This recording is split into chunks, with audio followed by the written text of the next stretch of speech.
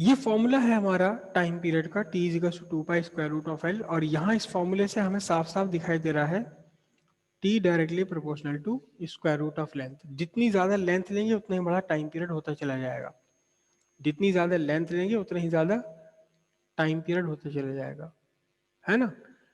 अब अगर ये लेंथ हम ले लें, कितनी लेंथ ले लें, इन्फिनिटी, यहां से लेके चांद तक का हमने बांध दिया धागा, तो क्या टाइम पीरियड इन्फिनिटी हो जाएगा?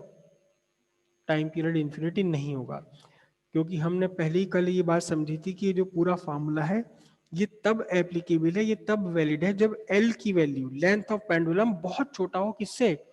रेडियस ऑफ अर्थ से, रेडियस ऑफ अर्थ से बहुत छोटा। लेकिन अगर लेंथ ऑफ इनफाइनाइट ले लें तो ये तो रेडियस ऑफ अर्थ से बड़ी हो गई ना, या रेडियस ऑफ अर्थ के कंपेरेबल हो गई, तब हम ये फॉर्मूला अप्लाई नहीं कर सकते, तो हमें एक नया फॉर्मूला बनाना पड़ेगा। ठीक है, तो अब हम फाइंड करते हैं कि अगर इनफाइनाइट लेंथ है किसी पेंडुलम की तो उसका टाइम पीरियड कितना होगा।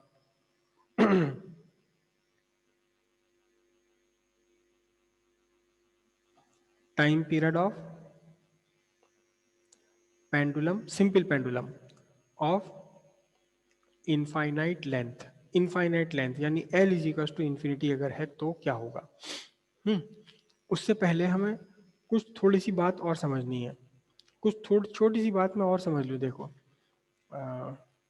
चलो यही समझाता हूँ इसे। ये मेरा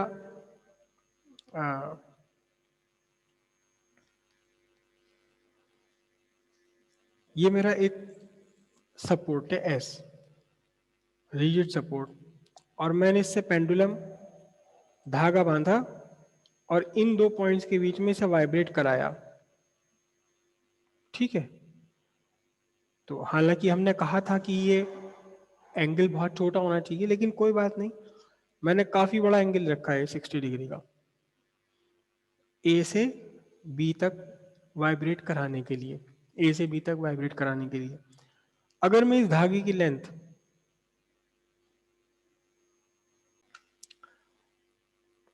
मैंने छोटा सा धागा लिया, छोटा सा स्ट्रिंग लिया, ए और बी के बीच मुझे वाइब्रेट कराना है, ये सपोर्ट से मैंने लटका दिया, तो इसके बीच का एंगल काफी बड़ा एंगल है। अब मैंने थोड़ा सा और बड़ा धागा ले लिया, थोड़ा सा और बड़ा ले लिया, सपोर्ट मेरा और ऊपर चला गया, जबकि इन्हीं दो पॉइंट्स के बीच में मुझे अब भी वाइब्रेट कराना है, इन्हीं दो पॉइंट्स के बीच में वाइब्रेट कराना है।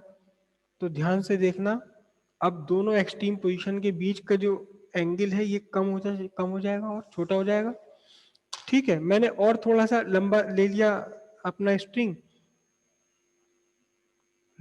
मेरा जो सपोर्ट है वो और ऊपर चला गया, सपोर्ट यहाँ चला गया है, तो ये वाला एंगल और छोटा हो गया। देखो ध्यान से, अगर मैंने थोड़ी और लंबी स्ट्रिंग ले ली है, और लंबी स्ट्रिंग ले ली है, सपोर्ट मेरा और भी ज्यादा ऊपर चला गया, सपोर्ट मेरा और ऊपर चला गया, तो क्या होगा ध्यान से देखना, ये वाला एंगल और भी छोटा होता चला जाएगा।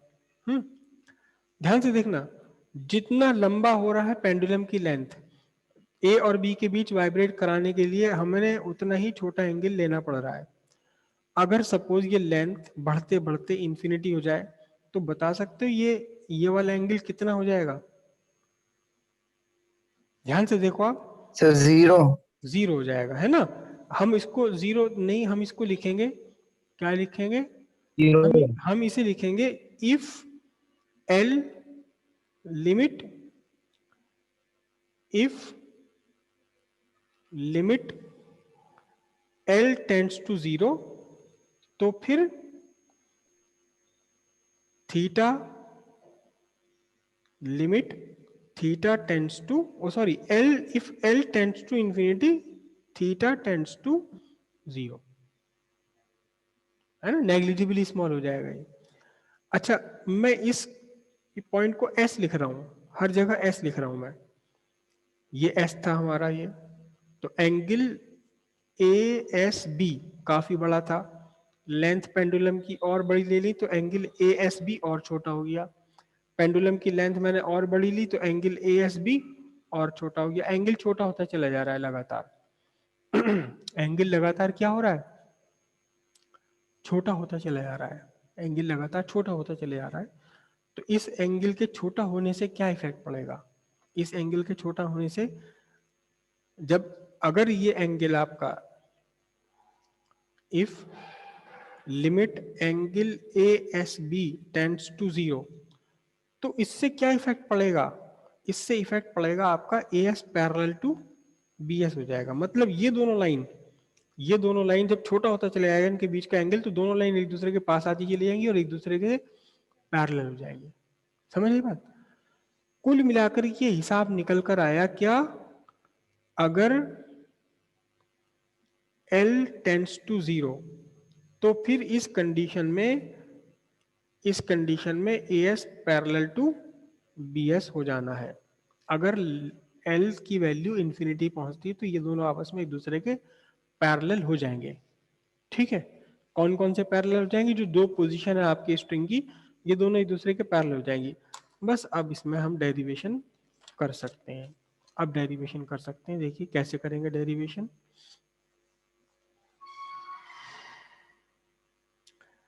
ये मैंने बनाई अर्थ सरफेस, ठीक है। अर्थ सरफेस है तो कहीं इसका सेंटर ऑफ अर्थ भी है, मैंने इसको सेंटर सी लिख दिया, ठीक है। और ये क्या होगी बताओ? ये होगी पूरी आपकी radius of earth. This is the radius of earth, correct. अब आपका इनफाइनाइट लेंथ वाला पेंडुलम है, एक पेंडुलम है जिसकी लेंथ है इनफाइनाइट। ये इनफाइनाइट लेंथ वाला पेंडुलम है। ये पेंडुलम की बनी आपकी मीन पोजीशन। कौन सी? Mean position.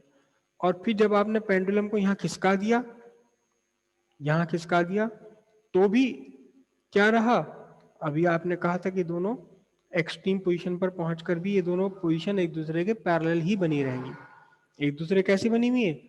पैरेलल ही बनी हुई है, करेक्ट। यहां पहुंच गया ये। अच्छा, ये जो अर्थ का कर्वेचर है ये तो मैंने काफी सारा बना लिया, लेकिन थोड़ा बहुत डिस्प्लेसमेंट के लिए कर्वेचर भी नहीं के बराबर ही होगा, है ना। तो अब यहां देखना ध्यान से, पॉइंट ए पोजीशन पर मैंने सेंटर को मिलाया, तो कितना, कौन सा फोर्स एक्ट करेगा यहाँ? सेंटर की तरफ एक्ट करेगा क्या? mg। और ऊपर की तरफ एक्ट करेगा कौन सा बताओ? ऊपर की तरफ एक्ट करेगा कौन? Tension of the string. अब फिर से वही बात टेंशन। करेंगे हम। अब फिर से हम वही करेंगे, इस mg को रिजोल्व कर लेना हमने। तो mg को रिजोल्व करने के लिए दो रेक्टेंगुलर कंपोनेंट्स हमने ड्रॉ कर दिए। ये एक कंपोनेंट यहां मैंने परपेंडिकुलर ड्रॉ करा, एक कंपोनेंट ये बन गया, और दूसरा कंपोनेंट कौन सा बनेगा? दूसरा कंपोनेंट ये बन जाएगा, ठीक है। इस एंगल को मैं ले रहा हूं थीटा। क्या ले रहा हूं इसे? थीटा। मैं कौन सा लूं? चलो इस वाले को ले लेता हूं थीटा, तो आसानी पड़ जाएगी। ये एंगल मैंने लिया है थीटा। तो ध्यान से देखिए, अब क्या बना? ये बना mg साइन थीटा, जो कि टेंशन को बैलेंस कर गया। और ये क्या बना बोलिए? ये बना आपका mg cos theta. mg cos theta कहाँ एक्ट कर रहा है? मीन पोजीशन की तरफ एक्ट कर रहा है mg cos theta. mg cos theta acting towards mean position. तो क्योंकि mg cos theta mean position की तरफ एक्ट कर रहा है, तो फिर क्या होगा बोलिए?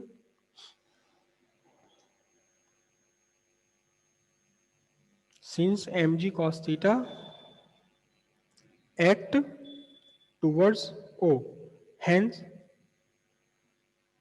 mg cos theta act as what? Restoring force. Restoring force. Restoring force होगी। तो अब आपकी रिस्टोरिंग फोर्स कितनी बनी? Minus mg cos theta. और डिस्प्लेसमेंट जो आपने दिया है, डिस्प्लेसमेंट O से लेकर के A तक का, ये डिस्प्लेसमेंट आपका है y। y लिख दो या x लिख दो, कुछ भी लिख दो, एक ही बात है, ठीक है। क्योंकि डिस्प्लेसमेंट के अगेंस्ट है। देखो ध्यान से देखो, मैंने रेड कलर से बनाया है ये तो डिस्प्लेसमेंट है, लेकिन ग्रीन कलर से जो बनाया है ये फोर्स है। तो दोनों एक दूसरे का अपोजिट है। अगर मैं y को पॉजिटिव ले रहा हूं तो फोर्स को मुझे कैसे लेना पड़ेगा? निगेटिव लेना पड़ेगा मुझे फोर्स को। तो रिस्टोरिंग फोर्स कितना हो गया? माइनस mg cos थीटा। तो एक्सेलरेशन एक्सेलरेशन कितना हुआ, restoring force upon mass of body. Mass किसका मास, ये वाला मास जो वाइब्रेट कर रहा है, ऑसिलेट कर रहा है, उस बॉडी का मास कितना, minus M G cos theta upon M. तो एम से एम कैंसिल होकर एक्सेलरेशन कितना बन गया, माइनस जी कॉस थीटा। अब कॉस थीटा की वैल्यू सब्स्टिट्यूट करनी है। देखना जरा ध्यान से, एक यहाँ ट्राइंगल बन रहा है, एक ट्राइंगल बन रहा है यहाँ पर। कैसा ट्राइंगल बन रहा है, देखो देखो जरा ध्यान से। ए, मैं इस ट्राइंगल को यहां से स्ट्रेट कर रहा हूं, ओ ए सी, बिल्कुल सही आपने पहचाना, ये वाला ट्राइंगल ओ ए सी बन रहा है, करेक्ट। ये आपका राइट एंगल है, ये थीटा, तो यहां से कॉस थीटा क्या होगा, base upon hypotenuse, base upon hypotenuse. तो यहाँ कॉस थीटा क्या बन जाएगा आपका, इसमें कॉस थीटा बन जाएगा, बेस कितना है आपका, O A upon A C, O A upon A C, correct. Sorry sorry, A is equals to minus G O A upon A C, ठीक है।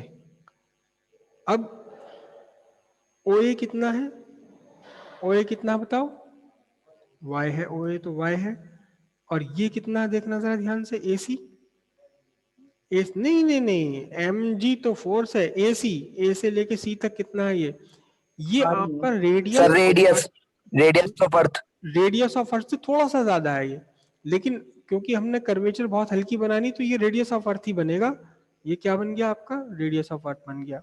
अब ध्यान से देखिए, अब ध्यान से देखिए कि यहाँ G and R E are constant, तो इसका मतलब acceleration directly proportional to minus Y. भाई G भी कांस्टेंट है, रेडियस ऑफ अर्थ भी कांस्टेंट है, तो क्या हुआ, acceleration directly proportional to minus Y, directly proportional to y in the acting in the opposite direction, hence motion of body, जो भी बॉडी आपने इससे लटका रखी है, is simple harmonic motion, motion of body simple harmonic motion. इसकी जो जो भी बॉडी आपने इस धागे से या स्ट्रिंग से बांध के लटका रखी है, इसका मोशन कैसा, सिंपल हार्मोनिक मोशन होगा। हमने एक तरफ बनाया, दूसरी तरफ यहाँ तक भी जाएगा। अब इसका टाइम पीरियड निकालेंगे, तो कैसे निकालेंगे टाइम पीरियड, सिंपल सी बात है, in simple harmonic motion time period कितना है, oh sorry, omega square is equal to minus, बोलो क्या था, नो सॉरी सॉरी उल्टा बोल रही हूँ, acceleration equals minus omega square Y. तो ये एक्सेलरेशन है मैथमेटिकली सिंपल हार्मोनिक मोशन का, और ये भी एक्सेलरेशन है, तो दोनों को हम इक्वल कर दें, क्या बना आपका, minus omega square Y is equal to minus G Y by R E, Y से वाई माइनस से माइनस कैंसिल होकर ओमेगा स्क्वायर कितना बचा आपके पास, जी बाय आर ई, और ओमेगा की वैल्यू कितनी बन गई, square root of G by R. Omega को वही 2 पाई बाय कैपिटल लिखा आपने, जी बाय आर ई, तो यहां से टी इज इक्वल टू कितना हो जाएगा बोलो, इधर तो पहले उल्टा करना पड़ेगा, मैं R E by G, 2 pi 1 upon में आएगा, कैसा आएगा, सर इंटू में चला जाएगा।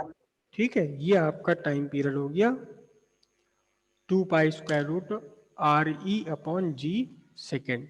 अब एक बात ध्यान से देखो आप, इस पूरे के पूरे इक्वेशन में लेंथ ऑफ पेंडुलम तो कहीं भी नहीं आया, लेंथ ऑफ पेंडुलम तो आया ही नहीं कहीं भी, है नहीं। तो इसका मतलब क्या है, आर ई भी कांस्टेंट है, जी भी कांस्टेंट है, सारी वैल्यू सब्स्टिट्यूट कर दें हम। ये चीज पहले भी आ चुकी है अगर आपको ध्यान हो तो, 2 pi square root R E upon G कहीं और भी आ चुका है, नहीं याद नहीं होगा। Substituting standard values, standard values हम सब्स्टिट्यूट कर दें तो टी निकल कर आएगा आपका 84.6 मिनट्स। 84.6 मिनट में एक ऑसिलेशन पूरा करेगा इनफाइनाइट लेंथ का। मतलब ये हुआ कि आप कितनी भी लेंथ ले लो सिंपल पेंडुलम की, टाइम पीरियड इंफिनिटी नहीं होगा। मैक्सिमम टाइम पीरियड कितना हो सकता है, 84.6, मैंने गलत लिख दिया, बोल रहा हूँ शायद मैं सही, 84.6 मिनट, 84.6 मिनट होता है। 84.6 मिनट पहले भी कहीं आ चुका है, 84.6 मिनट पहले भी कहीं आ चुका है, अगर किसी को याद हो तो, अगर किसी को याद हो 84.6 आ चुका है कहीं पर। सर अगर सैटेलाइट बिल्कुल अर्थ के पास घूम रही है, बिल्कुल सही है। Satellite this is the earth के टाइम पास पीरियड ऑफ घूम रही है। Satellite of earth revolving very close to the earth. Earth के बहुत पास कोई सैटेलाइट अगर रिवॉल्व कर रहा है तो उसका टाइम पीरियड 84.6 मिनट होता है, इससे कम टाइम पीरियड नहीं हो सकता। पेंडुलम में हम क्या कहेंगे कि कितना भी लंबा पेंडुलम ले लो, कितनी भी लंबी लेंथ ले लो आप अपने स्प्रिंग की, 84.6 मिनट से ज्यादा का टाइम पीरियड किसी भी पेंडुलम का नहीं हो सकता है। क्लियर हो इतनी बात? ये हुआ आपका time period of pendulum of infinite length. ठीक है।